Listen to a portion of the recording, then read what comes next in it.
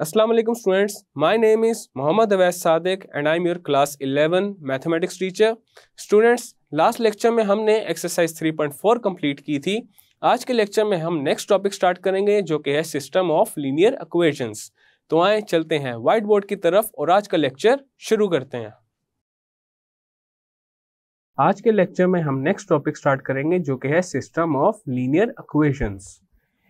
An equation of the form ax plus by is equal to k, where a is not equal to 0, b is not equal to 0, k is not equal to 0, is called a non-homogeneous linear equation in two variables x and y. अगर हमारे पास एक equation इस form में हो ax plus by is equal to k, तो इसको कहते हैं non homogeneous linear equation. Linear equation एक ऐसी इक्वेशन को कहते हैं जिसमें अननोन वेरिएबल्स की जो डिग्री है वो 1 के इक्वल हो. और यहाँ पे जो अननोन वेरिएबल्स हैं वो हैं x and y and a, b and k are constants. Two linear equations in the same two variables such as a1x plus b1y is equal to k1, a2x plus b2y is equal to k2 is called a system of non-homogeneous linear equations in the two variables x and y if the constant terms k1, k2 are not both 0. अगर हमारे पास दो linear equations हो दो variables में a1x plus b1y is equal to k1, a2x plus b2y is equal to k2, तो उसे कहते हैं system of non homogeneous linear equations. और यहाँ पे जो ये k1 है और k2 है वो नॉट इक्वल टू 0 है. If in the equation 1 k is equal to 0, that is ax plus by is equal to 0, then it is called a homogeneous linear equation in x and y. If in the system 1 k1 is equal to k2 is equal to 0, then it is said to be a system of homogeneous linear equations in x and y. अगर एक system में हमारे पास दो linear equations हैं दो variables में और दोनों इक्वेशंस के राइट साइड पे हमारे पास अगर आ जाए 0, देन उस सिस्टम को कहते हैं system of homogeneous linear equation. Next हम देखते हैं an equation of the form ax plus by plus cz is equal to k is called a non-homogeneous linear equation in three variables x, y and z if a is not equal to 0, b is not equal to 0, c is not equal to 0 and k is not equal to 0. अब यहाँ पे देखा जा सकता है हमारे पास ये जो इक्वेशन है ax plus by plus cz is equal to k, इसमें तीन अननोन्स आ रहे हैं x, y and z और यहाँ पे a, b, c and k are constants. और ऐसी इक्वेशन को कहते हैं non homogeneous linear equation in three variables. Three linear equations in three variables such as a1x plus b1y plus c1z is equal to k1, a2x plus b2y plus c2z is equal to k2, a3x plus b3y plus c3z is equal to k3 is called a system of non-homogeneous linear equations in the three variables x, y and z if the constant terms k1, k2 and k3 are not all 0. अगर हमारे पास एक ऐसा system है जिसमें तीन linear equations आ रही हैं और वो तीनों इक्वेशंस ही नॉन होमोजीनियस लीनियर इक्वेशंस हैं, तो उसे कहते हैं system of non homogeneous linear equations in three variables. If in the equation 2 k is equal to 0, that is ax plus by plus cz is equal to 0, then it is called a homogeneous linear equation in x, y and z. अब यहाँ पे हमारे पास जो equation number 2 थी ax plus by plus cz is equal to k, इसमें अगर k 0 के equal आ जाए देन हमारे पास इक्वेशन बन जाएगी ax plus by plus cz is equal to 0. तो ऐसी इक्वेशन को कहते हैं homogeneous linear equation in three variable. If in the system 2 k1 is equal to k2 is equal to k3 is equal to 0, then it is said to be a system of homogeneous linear equations in x, y and z. अब यहाँ पे ये जो system number 2 है, इसमें K1, K2 and K3 0 के equal अगर हो जाएं तो हमारे पास जो सिस्टम बनेगा वो बनेगा system of homogeneous linear equations in 3 variables. A system of linear equations is said to be consistent if the system has a unique solution or it has infinitely many solutions. अगर एक system of linear equations का जो solution है वो unique हो या फिर उसके इनफाइनाइट नंबर ऑफ सॉल्यूशंस हो तो वो सिस्टम एक कंसिस्टेंट सिस्टम होगा. A system of linear equations is said to be inconsistent if the system has no solution. अगर एक सिस्टम ऑफ लीनियर इक्वेशंस का कोई सोल्यूशन नहीं है देन वो सिस्टम इनकंसिस्टेंट होगा. The system 2 consist of 3 equations in 3 variables, so it is called 3x3 linear system. But a system of the form x minus y plus 2z is equal to 6, 2x plus y plus 3z is equal to 4 is named as 2x3 linear system. अभी जो हमने ऊपर system number 2 देखा था उसमें 3 equations थी और 3 variables थे, तो उस तरह के सिस्टम को कहते हैं 3x3 लीनियर सिस्टम. लेकिन अगर हमारे पास एक ऐसा सिस्टम आ जाए जिसमें 3 वेरिएबल्स हों और 2 लीनियर इक्वेशंस हों देन उस सिस्टम को कहते हैं 2x3 लीनियर सिस्टम. अब हम 3 डिफरेंट 3x3 लीनियर सिस्टम्स को सॉल्व करेंगे और चेक करेंगे उनमें से कौन सा सिस्टम कंसिस्टेंट है और कौन सा इनकंसिस्टेंट है. यहाँ पे देखा जा सकता है हमारे पास 3 different systems of linear equations आ चुके हैं. अब इन सिस्टम्स ऑफ लीनियर इक्वेशंस को हमने 1 by 1 सॉल्व करना है और चेक करना है कि इनमें से कौन सा सिस्टम कंसिस्टेंट है और कौन सा इनकंसिस्टेंट है. सिस्टम 1 में हमारे पास जो इक्वेशंस हैं वो है 2x plus 5y minus z is equal to 5, 3x plus 4y plus 2z is equal to 11, x plus 2y minus 2z is equal to minus 3. System 2 में है हमारे पास x plus y plus 2z is equal to 1, 2x minus y plus 7z is equal to 11, 3x plus 5y plus 4z is equal to minus 3. And system 3 में है x minus y plus 2z is equal to 1, 2x minus 6y plus 5z is equal to 7, 3x plus 5y plus 4z is equal to minus 3. तो सबसे पहले हम consider करेंगे system 1 को और system 1 की जो मैट्रिक्स इक्वेशन है वो लिखेंगे. सबसे पहले हमारे पास आ जाएगा मैट्रिक्स ऑफ कोफिशिएंट.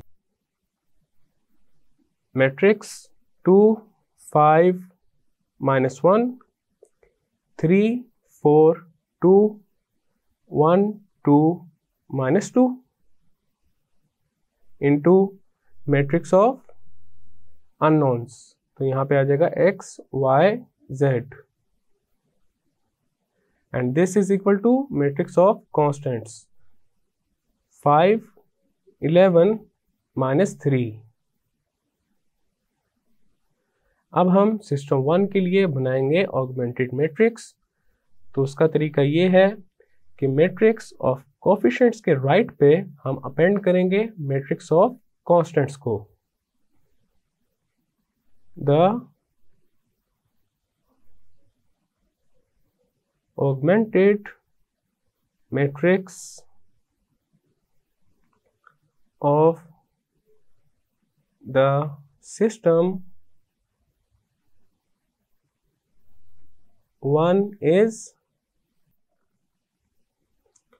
2 5 -1 5 3 4 2 11 1 2 -2 -3.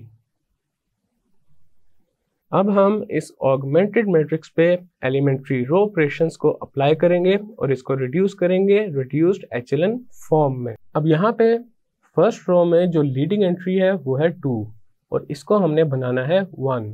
तो यहाँ पे हम सबसे पहले ये करेंगे, रो 1 को इंटरचेंज करेंगे रो 3 के साथ. देन हमारे पास रो 1 की जगह रो 3 आ जाएगी. 1 2 -2 -3. रो 2 एज इट इज आ जाएगी 3 4 2 11 एंड रो 3 की जगह रो 1 आ जाएगी. तो यहाँ पे आ जाएगा 2 5 -1 5 bye R1 interchanges with R3। अब यहाँ पे देखा जा सकता है रो 1 में जो लीडिंग एंट्री है वो 1 आ चुकी है। अब उसके अगेंस्ट जो कॉलम है उसमें जो एंट्रीज हैं उनको हमने बनाना है 0। तो यहाँ पे हम ये करेंगे, रो 2 में -3 इंटू रो 1 को ऐड करेंगे एंड रो 3 में -2 इंटू रो 1 को ऐड करेंगे।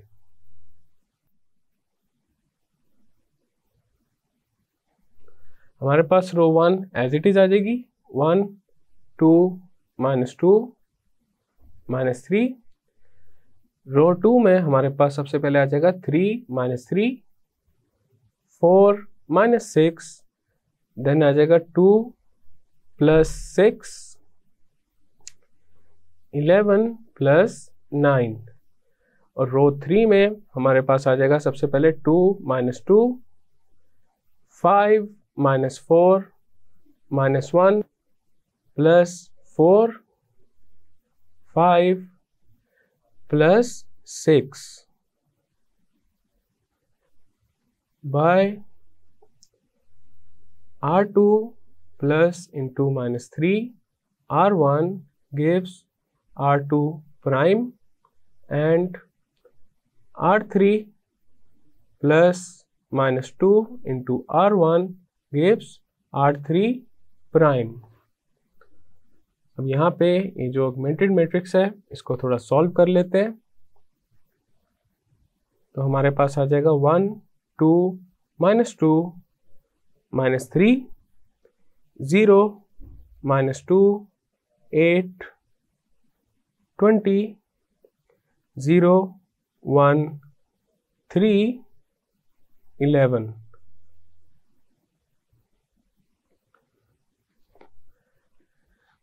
अब यहाँ पे देखा जा सकता है रो 2 में जो लीडिंग एंट्री है वो है -2, इसको अब हमने बनाना है 1। तो यहाँ पे हम ये करेंगे, रो 2 को मल्टीप्लाई कर देंगे -1/2 के साथ।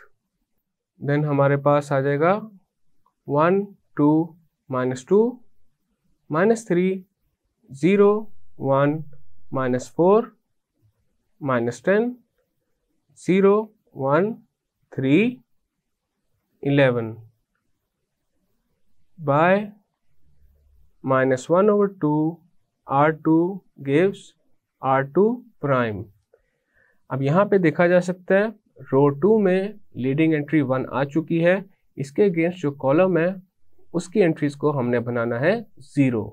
तो यहाँ पे अब हम ये करेंगे, रो 1 में -2 इंटू रो 2 को ऐड करेंगे एंड रो 3 में माइनस इंटू रो 2 को ऐड करेंगे।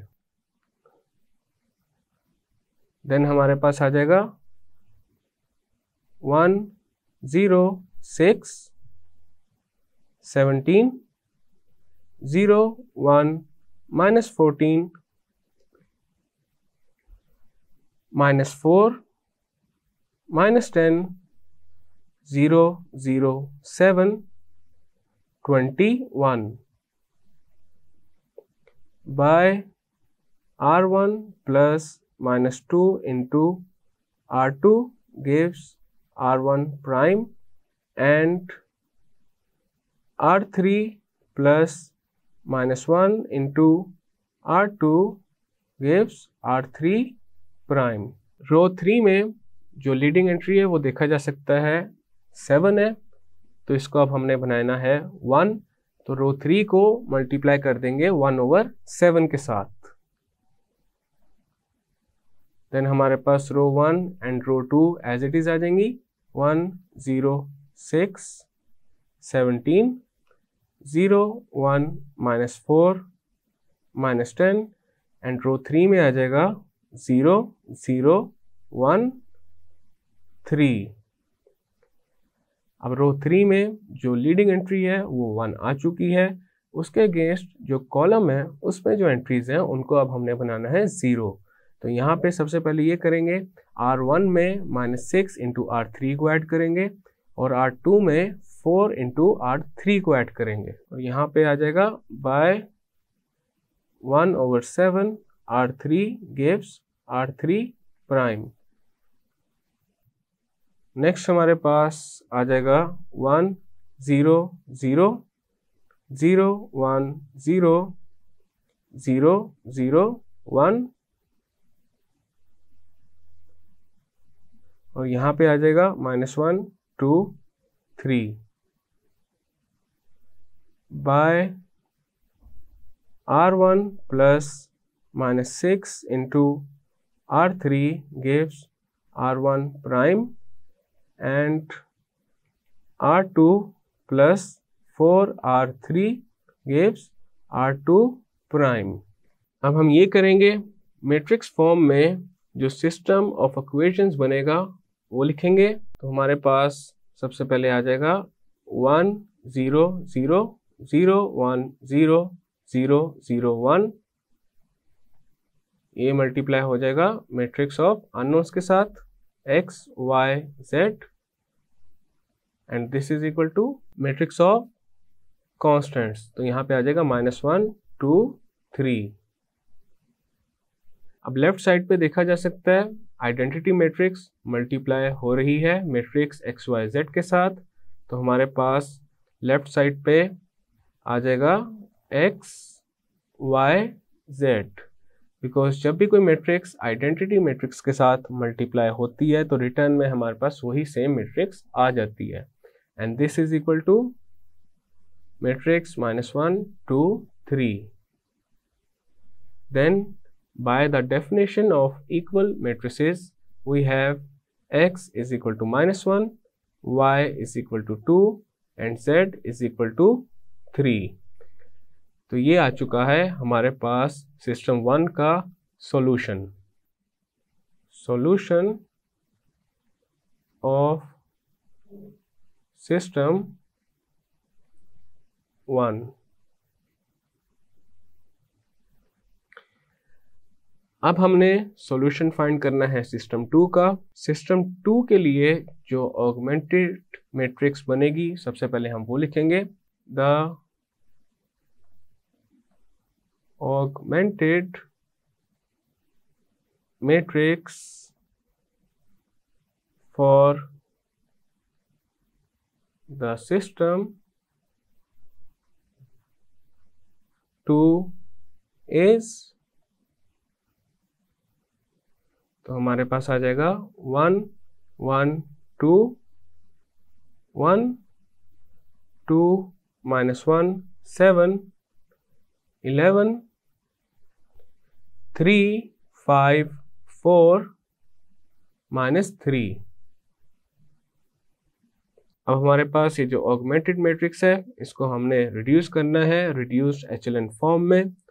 तो सबसे पहले यहाँ पे देखा जा सकता है रो 1 में जो लीडिंग एंट्री है वो है 1, तो उसके अगेंस्ट जो कॉलम है उसकी एंट्रीज को अब हमने बनाना है 0। तो यहाँ पे सबसे पहले हम ये करेंगे, R2 में -2 इंटू R1 को ऐड करेंगे एंड R3 में -3 इंटू R1 को ऐड करेंगे। देन हमारे पास आ जाएगा 1 1 2 1 0 -3 3 9 0 2 -2 -6 by R2 plus -2 into R1 gives R2 prime and R3 plus -3 into R1 gives R3 prime। अब यहाँ पे देखा जा सकता है रो 2 में जो लीडिंग एंट्री है वो है -3, इसको बनाएंगे 1, तो रो 2 को मल्टीप्लाई कर देंगे -1/3 के साथ। देन हमारे पास आ जाएगा 0 1 2 1 0 1 -1 -3 0 2 -2 -6 by -1/3 R2 gives R2 prime। रो 2 में हमारे पास लीडिंग एंट्री आ चुकी है 1। अब उसके अगेंस्ट जो कॉलम में एंट्रीज हैं उनको अब हमने बनाना है 0। तो यहाँ पे ये करेंगे, R1 में -1 इंटू R2 ऐड करेंगे एंड R3 में -2 इंटू R2 ऐड करेंगे। देन हमारे पास आ जाएगा 1 0 3 4 0 1 -1 -3 0 0 0 0 by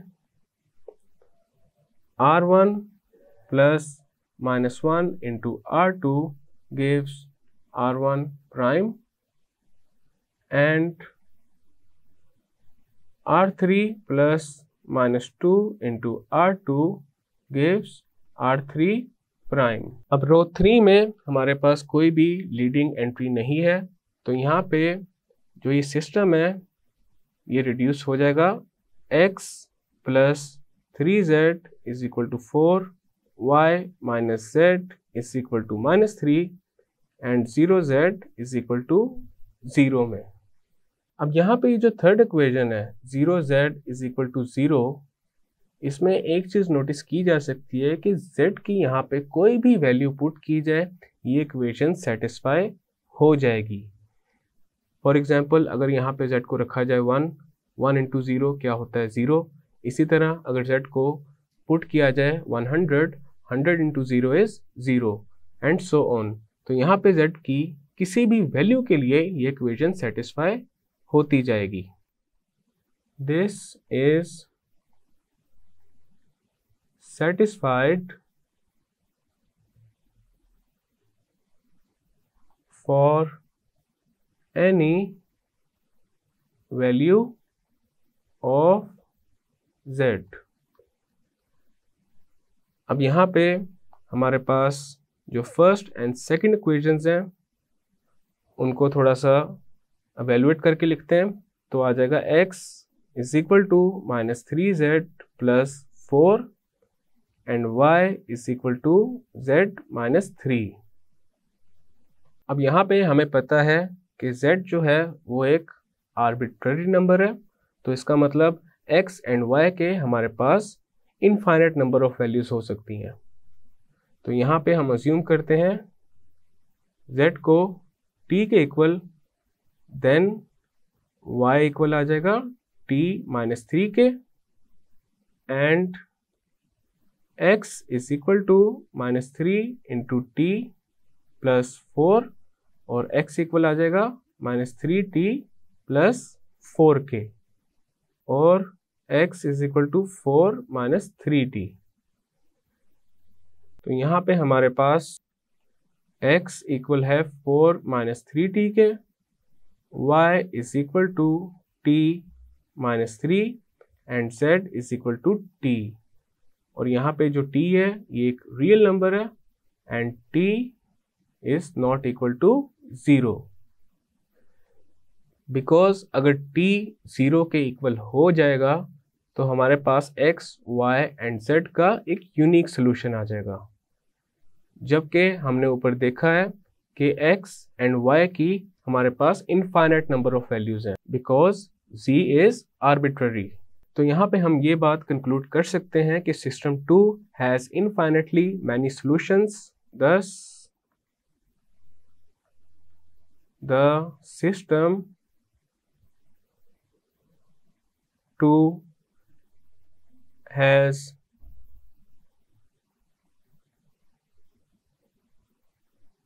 infinitely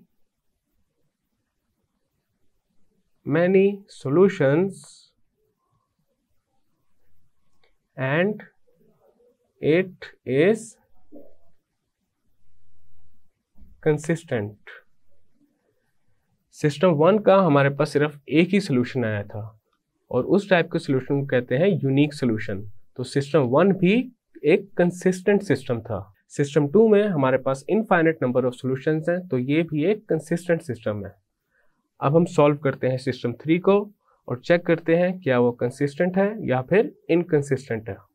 द ऑगमेंटेड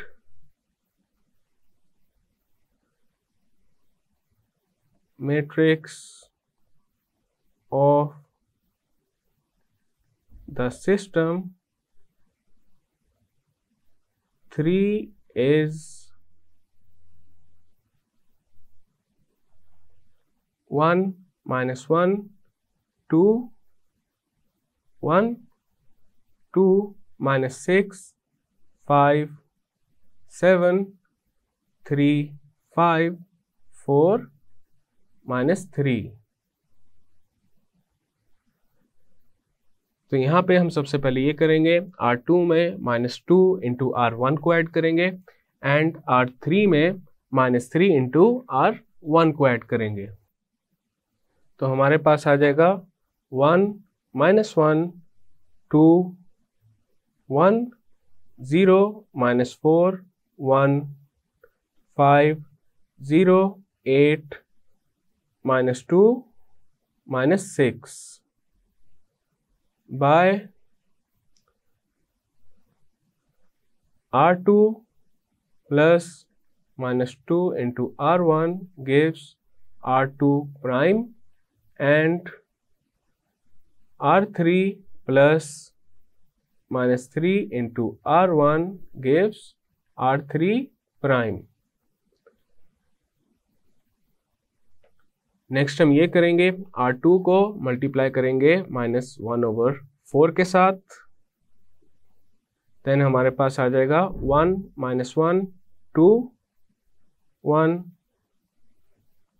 0 1 -1/4 -5/4 और R3 एज इट इज आ जाएगी 0 8 -2 -6 by -1/4 R2 gives R2 prime। Next हम ये करेंगे, R1 में 1 इंटू R2 को ऐड करेंगे एंड R3 में -8 इंटू R2 को ऐड करेंगे, देन हमारे पास आ जाएगा 107/4 -1/4 0 1 -1/4 -5/4 0 0 0 4 by R1 plus 1 into R2 gives R1 prime and R3 plus -8 into R2 gives R3 prime।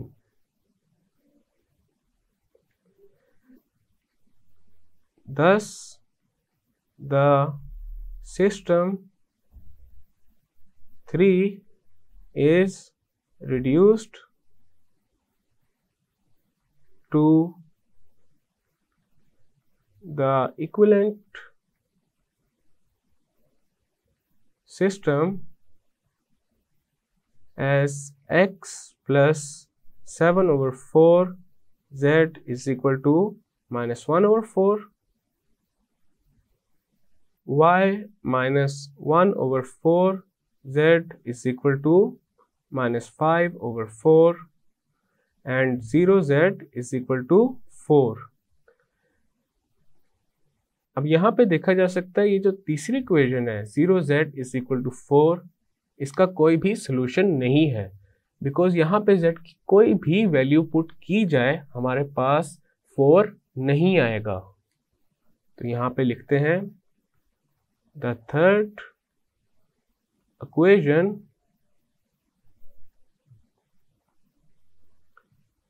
(0z is equal to 4) has no solution।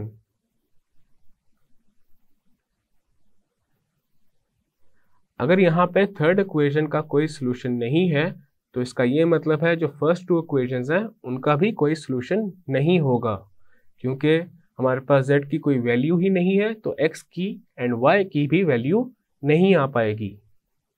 So the system as a whole has no solution, और जब एक system का कोई solution नहीं है तो वो system ही inconsistent है। Thus, the system is inconsistent.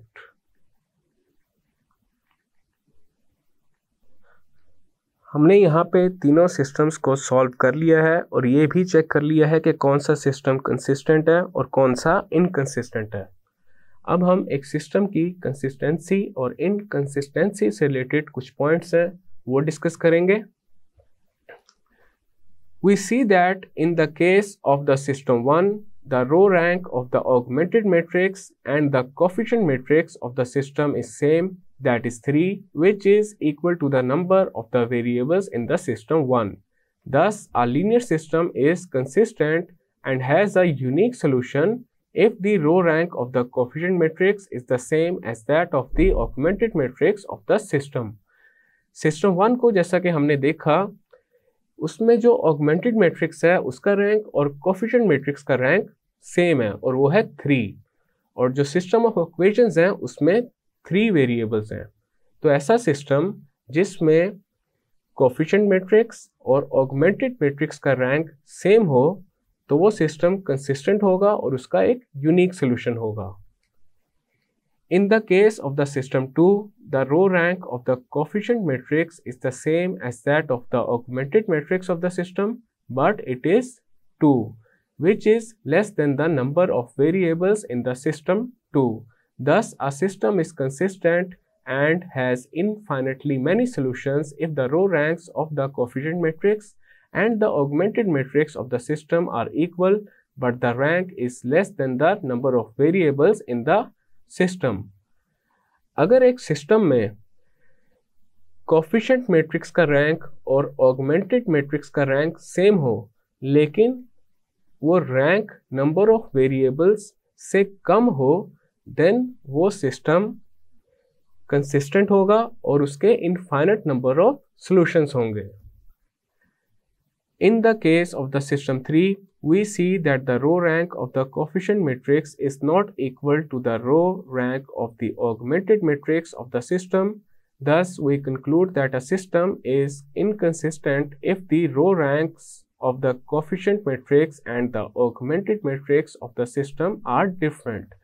जब हमने सिस्टम 3 को सॉल्व किया था उसमें हमने देखा था कि coefficient matrix and augmented matrix का रैंक सेम नहीं है। तो ऐसा सिस्टम जिसमें कोफिशिएंट मैट्रिक्स और ऑगमेंटेड मैट्रिक्स का रैंक सेम ना हो तो वो सिस्टम एक इनकंसिस्टेंट सिस्टम होता है। स्टूडेंट्स, आज के लेक्चर में हमने सिस्टम ऑफ लीनियर इक्वेशंस का टॉपिक स्टार्ट किया था जिसमें हमने system of homogeneous and non homogeneous linear equations की डेफिनेशंस को डिस्कस किया था एंड देन हमने एक एग्जांपल की थी जिसमें हमने ये देखा था कि एक सिस्टम ऑफ लीनियर इक्वेशंस को किस तरह से सॉल्व किया जा सकता है। मैं उम्मीद करता हूँ आपको आज का लेक्चर समझ आया होगा। मिलते हैं फिर अगले लेक्चर में।